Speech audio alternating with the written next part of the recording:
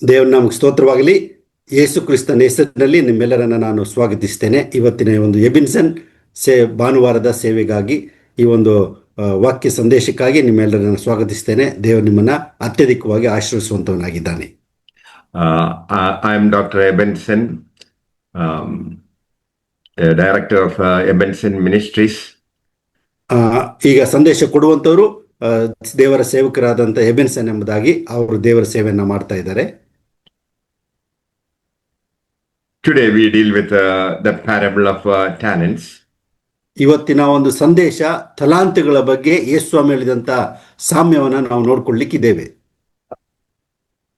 Kingdom of heaven can be illustrated by the story of a man going to another country. ಈ ದೇವರ ರಾಜ್ಯವನ್ನ ಒಬ್ಬ ದಣಿಯು ಬೇರೊಂದು ದೇಶಕ್ಕೆ ಹೋಗುವಂತ ಕಥೆಯನ್ನ ನಾವಿಲ್ಲಿ ನೋಡುತ್ತೇವೆ. He called together his servants and gave them talents according to their ability. ಇಲ್ಲಿ ನಾವು ಯಜಮಾನನು ತನ್ನ ಸೇವಕರನ್ನ ಕರೆದು ಅವರ ಸಾಮರ್ಥ್ಯಕ್ಕೆ ತಕ್ಕ ಹಾಗೆ ತಲಾಂತುಗಳನ್ನು ಹಂಚಿಕೊಡುವುದನ್ನ ನಾವು ನೋಡ್ತೇವೆ. They were to invest for him while he was gone. ಆತನು ದಣಿಯು ಇಲ್ಲದಿರುವಾಗ ಇವರು ಅದನ್ನು ಸಂಪಾದನೆ ಮಾಡಿ ಹೆಚ್ಚಿಸಬೇಕೆಂಬ ಉದ್ದೇಶದಿಂದ ಕೊಟ್ಟು ಹೋಗುತ್ತಾನೆ. He gave 5 talents to one, 2 talents to another, and 1 talent to the last. ಒಬ್ಬನಿಗೆ 5 ತಲಾಂತುಗಳು, ಇನ್ನೊಬ್ಬನಿಗೆ 2 ತಲಾಂತು, ಇನ್ನೊಬ್ಬನಿಗೆ 1 ತಲಾಂತನ ಕೊಟ್ಟು ಹೋಗುತ್ತಾನೆ. The man who received 5 talents began immediately to buy and sell with it, and soon earned another 5 talents.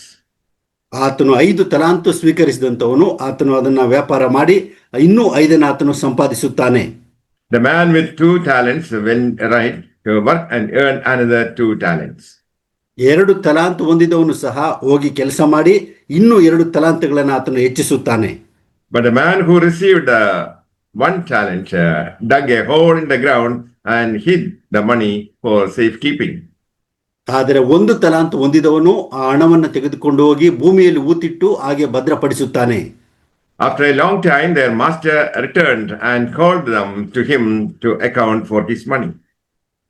ಸ್ವಲ್ಪ ಕಾಲವಾದ ಮೇಲೆ ಆ ಒಂದು ದಣಿಯು ಮತ್ತೆ ವಾಪಸ್ ಬಂದು ಆ ಒಂದು ಲೆಕ್ಕಾಚಾರವನ್ನು ಆತನು ತೆಗೆದುಕೊಳ್ಳುತ್ತಾನೆ. The man to him he had entrusted the 5 talents brought him 10 talents. 5 ತಲಾಂತ ಸ್ವೀಕರಿಸಿದಂತವನು 10 ತಲಾಂತನ ತಂದು ತನ್ನ ದಣಿಗೆ ಆತನು ಒಪ್ಪಿಸುತ್ತಾನೆ. His master praised him for good work. ಆ ಒಂದು ದಣಿಯು ತನ್ನ ಆಳನ್ನ ತನ್ನ ಒಳ್ಳೆ ಕೆಲಸಕ್ಕಾಗಿ ಆತನಿಗೆ ಅಭಿನಂದನೆ ಮಾಡುತ್ತಾನೆ. Next came the man who had received 2 talents with the report that he had doubled it.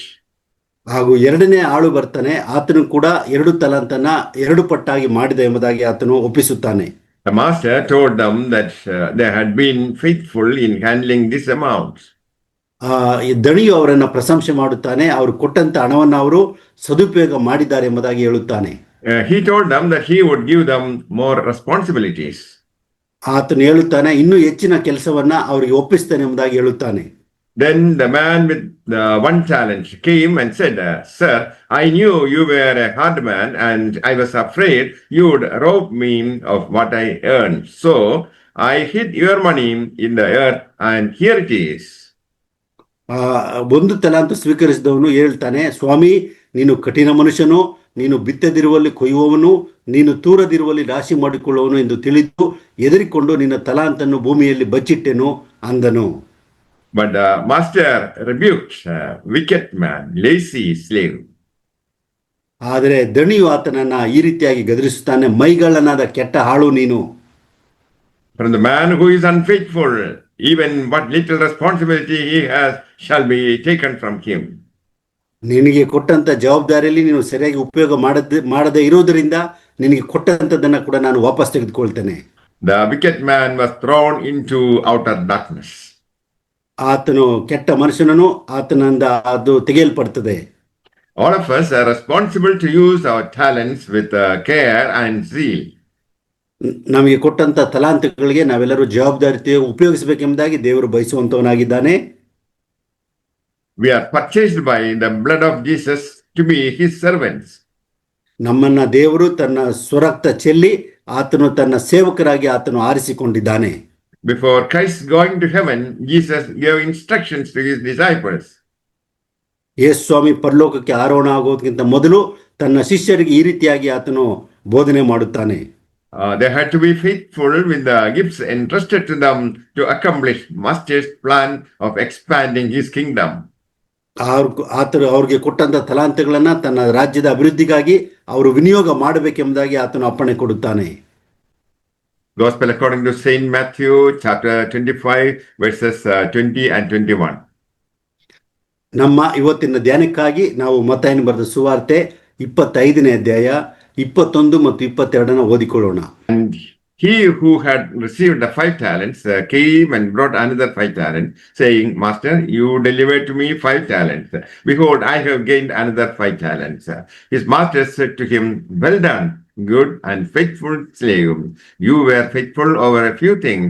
I will set you over many things. Enter into the joy of your master. ಮತ್ತಾಯ 25:20 ಲೆಕ್ಕ ತೆಗೆದುಕೊಳ್ಳಲು 5 ತಲಾಂತು ಹೊಂದಿದವನು ಮುಂದೆ ಬಂದು ಇನ್ನೂ 5 ತಲಾಂತು ತಂದು, ಸ್ವಾಮಿ, ನೀನು 5 ತಲಾಂತನ್ನು ನನಗೆ ಕೊಟ್ಟಿದ್ದೀಯಲ್ಲ, ಇಗೋ ಇನ್ನೂ 5 ತಲಾಂತು ಸಂಪಾದಿಸಿದ್ದೇನೆ ಅಂದನು. ಅವನ ದಣಿಯು, ಬಲ, ನಂಬಿಗಸ್ತನಾದ ಒಳ್ಳೆ ಆಳು ನೀನು, ಸ್ವಲ್ಪ ಕೆಲಸದಲ್ಲಿ ನೀನು ನಂಬಿಗಸ್ತನಾಗಿದ್ದಿ, ದೊಡ್ಡ ಕೆಲಸದಲ್ಲಿ ನಿನ್ನನ್ನು ಇಡುತ್ತೇನೆ, ನಿನ್ನ ದಣಿಯ ಸೌಭಾಗ್ಯದಲ್ಲಿ ಸೇರು ಅಂದನು. We are purchased by the blood of Jesus Christ to be his servants. ನಮ್ಮನ್ನ ದೇವರು ಸ್ವರಕ್ತ ಚೆಲ್ಲಿ ತನ್ನ ಸೇವಕರುಗಳಾಗಿ ಆತನು ಆರಿಸಿಕೊಂಡಿದ್ದಾನೆ. Before Christ going to heaven, Jesus gave instructions to his disciples. ಯೇಸು ಸ್ವಾಮಿ ಪರಲೋಕಕ್ಕೆ ಏರಿ ಹೋಗುವುದಕ್ಕಿಂತ ಮೊದಲು ತನ್ನ ಶಿಷ್ಯರಿಗೆ ಈ ರೀತಿಯಾಗಿ ಆತನು ಒಂದು ಸೂಚನೆಗಳನ್ನು ಕೊಡುತ್ತಾನೆ. They had to be faithful with the gifts entrusted to them to accomplish Master's plan of expanding his kingdom.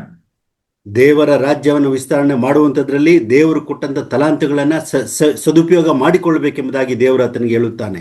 1 Corinthians chapter 15 verse 58. 1 ಕೊರಿಂಥದವರಿಗೆ 15ನೇ ಅಧ್ಯಾಯ 58ನೇ ವಚನ. Therefore, my beloved brothers, be steadfast, immovable, always abounding in the work of the Lord, knowing that your labor is not in vain to the Lord. ಆದುದರಿಂದ ನನ್ನ ಪ್ರಿಯ ಸಹೋದರರೇ, ಸ್ಥಿರಚಿತ್ತರಾಗಿಯೂ ನಿಶ್ಚಲರಾಗಿಯೂ ಇರ್ರಿ. ನೀವು ಕರ್ತನ ಸೇವೆಯಲ್ಲಿ ಪಡುವ ಪ್ರಯಾಸವು ನಿಷ್ಫಲವಾಗುವುದಿಲ್ಲವೆಂದು ತಿಳಿದು ಕರ್ತನ ಕೆಲಸವನ್ನು ಯಾವಾಗಲೂ ಅತ್ಯಾಸಕ್ತಿಯಿಂದ ಮಾಡುವವರಾಗಿರ್ರಿ. The wicked servant could have given the money to someone doing the Lord's ministry. ಆ ಒಂದು ತಲಾಂತು ಸಿಕ್ಕಿದಂಥದವನು ಆ ಒಂದು ತಲಾಂತನ್ನ ಕೆಲಸ ಮಾಡುವಂತವ್ರಿಗೆ ಆತನು ಒಪ್ಪಿಸಬಹುದಾಗಿತ್ತು. See yourself in the parable. ನಮ್ಮನ್ನೇ ಈ ಒಂದು ದೃಷ್ಟಾಂತದಲ್ಲಿ ಇಟ್ಟುಕೊಳ್ಳೋಣ. Have you responded to the gospel to do fruitful service to God?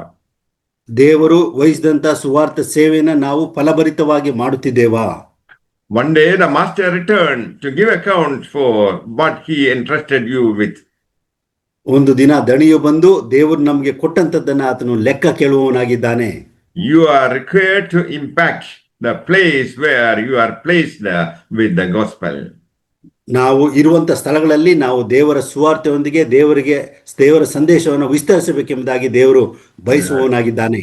The servant of God should be the salt and light wherever he is placed. ದೇವರ ಸೇವಕನು ಆತನು ಇರುವಂತ ಸ್ಥಳಗಳಲ್ಲಿ ಉಪ್ಪಾಗಿಯೂ ಬೆಳಕಾಗಿಯೂ ಇರಬೇಕೆಂಬುದಾಗಿ ದೇವರು ತಿಳಿಸುತ್ತಾನೆ. If you are faithful, you will be given more responsibility. ನೀವು ನಂಬಿಗಸ್ತರಾಗಿದ್ರೆ ನಿಮಗೆ ಹೆಚ್ಚಿನ ಒಂದು ತಲಾಂತಗಳನ್ನ ಆತನು ಕೊಡುವಂತವನಾಗಿದ್ದಾನೆ. The master will be proud of you because you have been faithful to do what he has asked you to do. ಆ ದೇವರು ಆತನು ಬಹಳ ಸಂತೋಷ ಪಡ್ತಾನೆ, ಯಾಕೆಂದ್ರೆ ಆತನು ಹೇಳಿದ ಕೆಲಸವನ್ನು ನಾವು ಮಾಡಿದ್ದೇವೆ ಎಂಬುದಾಗಿ ಆತನು ಸಂತೋಷಿಸುತ್ತಾನೆ. For bringing happiness to the heart of Jesus, you have the privilege of sharing master's happiness. ದೇವರ ಒಂದು ಸಂತೋಷವನ್ನು ನಾವು ಹೆಚ್ಚಿಸಲಿಕ್ಕೋಸ್ಕರ ಆತನ ಕೆಲಸಗಳಲ್ಲಿ ನಾವು ಜವಾಬ್ದಾರಿಯುತರಾಗಿ ಇರಬೇಕೆಂಬುದಾಗಿ ಬಯಸುವವನಾಗಿದ್ದಾನೆ. May the Lord bless you all with these words. Amen. ಈ ಒಂದು ವಾಕ್ಯಗಳಿಂದ ದೇವರು ನಿಮ್ಮೆಲ್ಲರನ್ನು ಕೂಡ ಆಶೀರ್ವದಿಸಲಿ. ಆಮೆನ್. ಪ್ರಾರ್ಥನೆ ಮಾಡಿಕೊಳ್ಳೋಣ. ಭೂಪರ ಲೋಕಗಳ ಒಡೆಯನಾದ ಪರಲೋಕ ತಂದೆಯಾದ ದೇವರೇ, ಈ ದಿನಕ್ಕಾಗಿ ಸ್ತೋತ್ರ. ಸ್ವಾಮಿ, ಭಾನುವಾರದಂದು ನಾವು ನಿನ್ನನ್ನು ಆರಾಧಿಸಿ ಕೊಂಡಾಡಿ ಘನಪಡಿಸ್ತೇವೆ. ವಿಶ್ರಾಂತಿ ದಿನವನ್ನು ನಮಗೆ ಕೊಟ್ಟಿದ್ದಿ ಸ್ವಾಮಿ. ನೀನು ವಿಶ್ರಾಂತಿ ತೆಗೆದುಕೊಂಡು ನಮಗೆ ಮಾದರಿಯನ್ನು ತೋರಿಸಿದೆ, ಅದಕ್ಕಾಗಿ ಸ್ತೋತ್ರ. ತಂದೆ ದೇವರು, ನೀನು ನಮ್ಮ ಒಡೆಯನು, ರಕ್ಷಕನು, ತಂದೆಯು, ದಣಿಯೂ ಆಗಿದ್ದೆ, ಅದಕ್ಕಾಗಿ ಸ್ತೋತ್ರ. ನಮ್ಮ ಜೀವಿತಗಳಲ್ಲಿ ನೀನು ದಯಪಾಲಿಸಿದಂತೆ ಎಲ್ಲ ದೇವರು ನಿನ್ನ ಆಶೀರ್ವಾದಗಳಿಗಾಗಿ, ತಲಾಂತಗಳಿಗಾಗಿ, ವರಗಳಿಗಾಗಿ ನೀನು ದಯಪಾಲಿಸಿದಂತೆ ಎಲ್ಲ ಕೃಪೆಗಾಗಿ ನಾವು ನಿನಗೆ ಸ್ತೋತ್ರ ಮಾಡ್ತೇವೆ ಸ್ವಾಮಿ.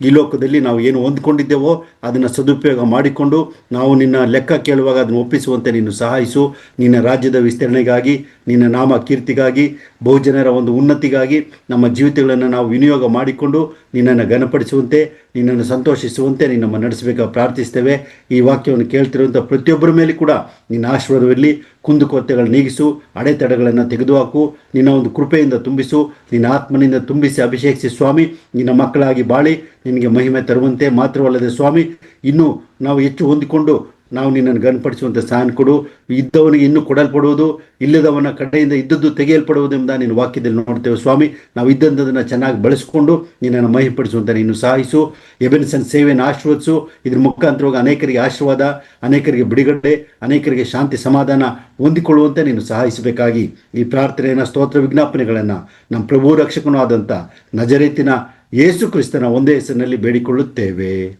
ಆಮೆನ್.